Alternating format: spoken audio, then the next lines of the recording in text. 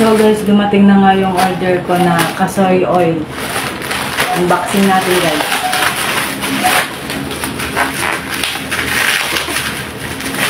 May skin tag kasi ako guys na iritang-irita na talaga ako. Ayun o.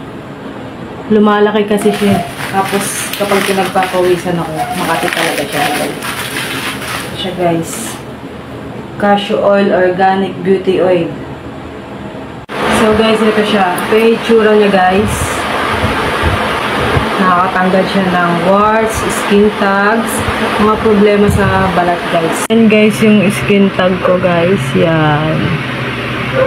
Yan po itsura niya. Maliit lang po yan nun eh. Ngayon lumalaki siya. Medyo nagbablock po yung dulo niya kasi may nilalagay din po ako dyan eh. Kaya lang, hanggang ganun lang siya. Hindi siya totally natatanggal. Ilalagay niyo lang siya sa cotton buds guys. Shake na natin.